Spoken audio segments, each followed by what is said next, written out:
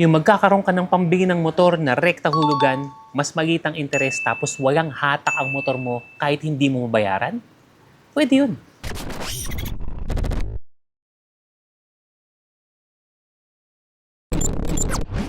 Pero bago natin pag-usapan yan, napansin namin na marami pa rin sa inyo ang hindi naka-follow at naka-subscribe sa mga channels and pages ng Motor ni Juan.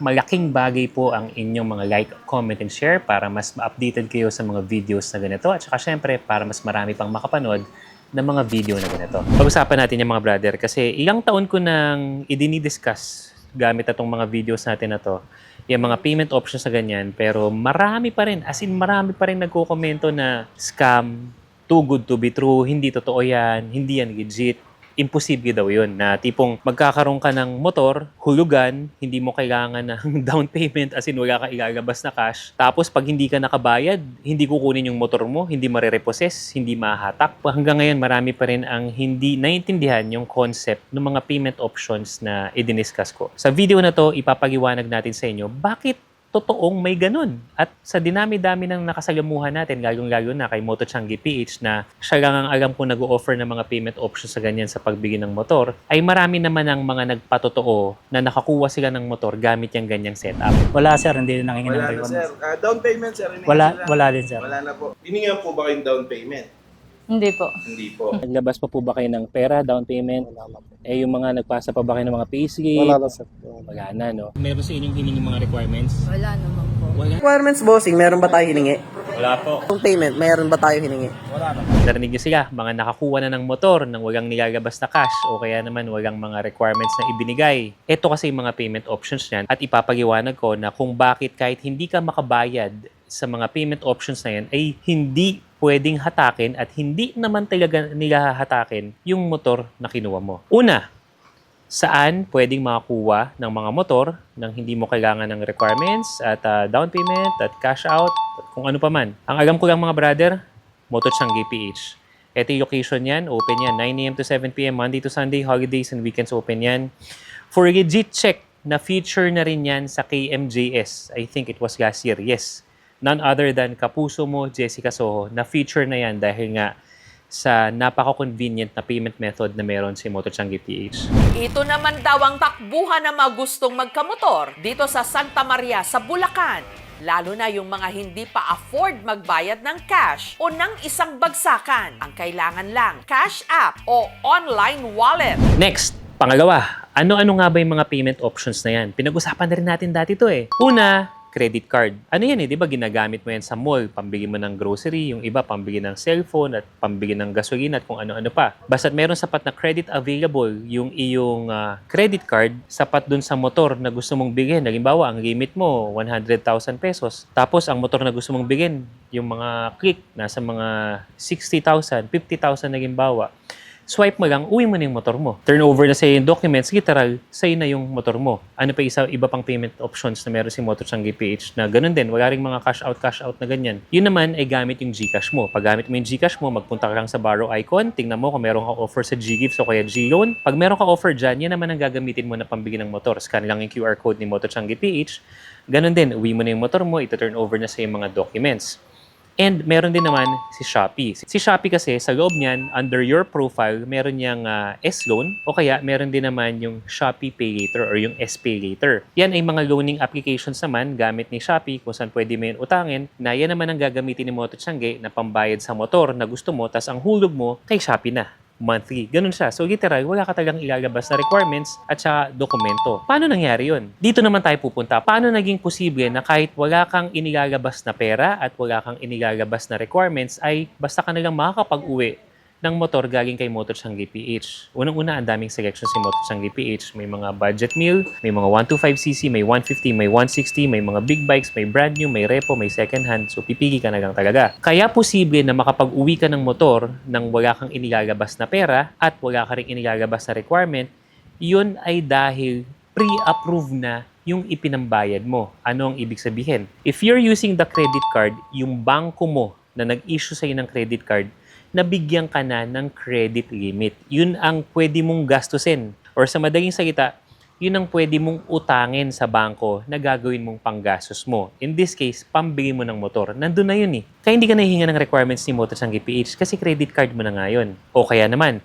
sakaling GCash ang gagamitin mo under GGives at saka GLoan. It also functions the same way. Bakit? Ito kasing mga GGives at GLoan, base yan sa credit score mo kay GCash. Ibig sabihin, gaano ka kadalas gumamit ng GCash, kung sakaling may mga loan ka na sa kanila, gaano ka kaganda magbayad, gaano kaganda yung credit score mo sa kanila. So kapag yan, meron ka ng offer na GGives o kaya GLoan kay GCash, nasa sayo na yun kung gagamitin mo. And in this case, ang paggagamitan mo ay pagbili ng motor sa Motosanggi PH. Dahil nga, pre-approve na yun ni GCash. Di ba sa GCash, you have to be fully verified. Kailangan legit yung number mo, magsasubmit ka ng ID mo, kailangan yung mukha mo.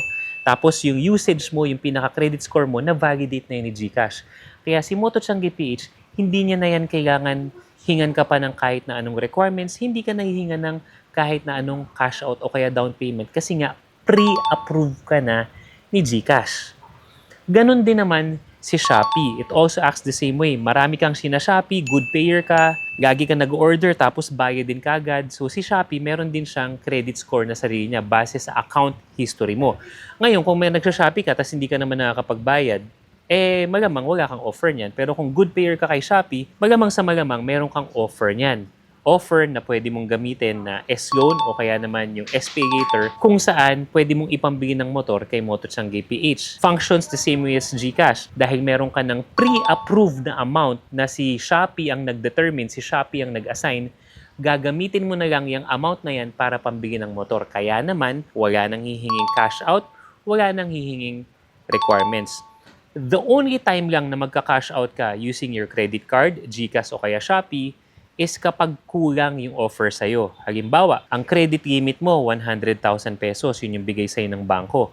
Ang gusto mong motor, medyo mas high-end, nasa mga 120,000 pesos. So, gagamitin mo yung credit card mo para mabayaran yung 100,000, tapos dagdag ka na lang ng other payment method para mapunan yung another 20,000 pesos. Ganun siya. Pero kung mas mura yung motor na gusto mo kaysa dun sa credit na available na pwede mong gastusin, literal, wala ka talagang ika-cash out. Kaya hindi mo kailangan ng requirements, kaya hindi mo kailangan ng kahit na anong cash out. Ulitin ko, sa mga payment method na yan, pre-approved na yan. Nandyan na yung mga credit available para gagamitin mo na lang, na-determine na yan at na-verify na ng bangko, na-verify na ng GCash, o kaya naman na-verify na ng Shopee. Next, at huling natin pag-uusapan, imposible yan, hulugan yung motor tapos hindi mahatak yung motor ko. Scam kayo.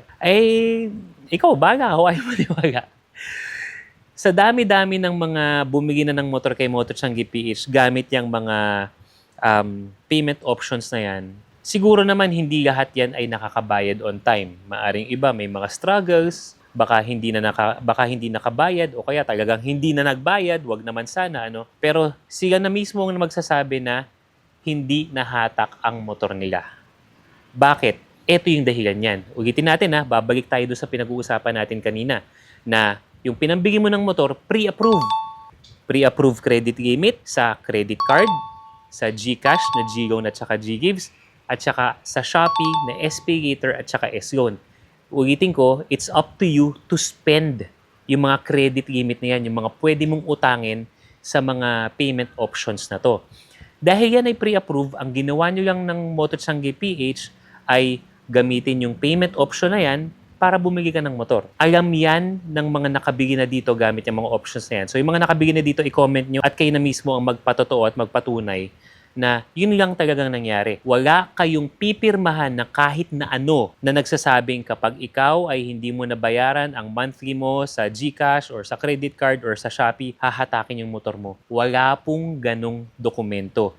Hindi nakaprenda yung motor. In fact, kapag ang mga motor na nabili mo ay available na yung original ORCR o plaka o kung ano pa man, ipapauwi na sa'yo yun. Ngayon ka bumili, gamit mo yung credit card mo, yung motor uwi mo na, pati yung original mga dokumento uwi mo na. Walang pinangahawakan si Motosanggi PH para i-hold yung motor mo o kaya hatakin yung motor mo. Hindi rin niya nahatakin ng bangko. Bakit? Wala kayong agreement ng bangko na kapag hindi mo nabayaran itong utang mo gamit yung mga credit limit na ibinigay sa'yo, ay hahatakin yung motor mo. Again, saksi dyan ang napakarami ng tao na bumili na kay Moto Tiangge PH. Kasi during the transaction, bumili ka ng motor gamit halimbawa yung Shopee Pay mo, sa SPay Later. Uwi mo na yung motor mo, ang tanging pipirmahan mo lang is yung transaction na si Pedro ay bumili ng motor kay Moto Tiangge PH at ito ang mga itinurn over na dokumento, ito yung motor. Tapos na, walang nakalagay na kapag si Pedro ay hindi nakabayad ng ganito, ganyan, hatakin ng motor, babawiin ng motor. Wala pong ganun. Kaya walang hatak, walang repo, walang bawian ng motor kahit hindi ka makabayad sa mga loaning apps or sa payment options na pinag-uusapan natin. Ngayon, syempre may hit yan sa'yo. Sakaling hindi mo bayaran yung credit card mo, hindi mo babayaran yung hulog mo sa GCash o kaya hindi mo babayaran yung hulog mo sa Shopee, hindi man nahatakin yung motor mo, pero ang tatamaan yan, yung tinatawag na credit standing mo. Yung motor mo, sa'yo yan, walang gagalaw niyan.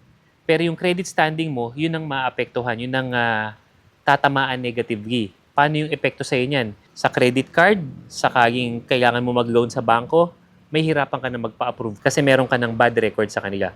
Ganun din naman sa GCash. Gusto mo pang umutang pa ulit kay GCash, mga G-Loan, G-Gives pa ulit, may mga G-Credit pa ulit. The same thing with Shopee, yung mga SPay Later nila, ganyan. Hindi na nila basta-basta i-approve yan kasi nga meron ka ng record na hindi ka okay magbayad. O kaya naman sa ibang mga bangko, mag-loan ka halimbawa for personal loan mo, o kaya housing loan, o kaya auto loan, maaring, not all the time, but maaring mag-appear yan sa record mo. Yun ang maapektuhan pag hindi ka nagbayad. So sana naman huwag kasi sabi nga natin, ang utang, kailangan yan binabayaran. Pero kung usapan lang natin ay pinapaliwanag natin kung bakit walang hatak ang motor mo, totoo yan. Kasi nga, wala talagang pinag-usapan na kapag ikaw ay hindi nakabayad, hahatakin ng motor mo. Walang ganung pirmahan. Pero ang credit rating mo naman ang tatamaan. So yan mga brother, yung ins and outs kung bakit pwede kang mag-take out ng motor, makakuha ng motor kay Moto Tiangge PH nang hindi mo kailangan ng kahit na anong cash out or down payment at wala kang kahit na anong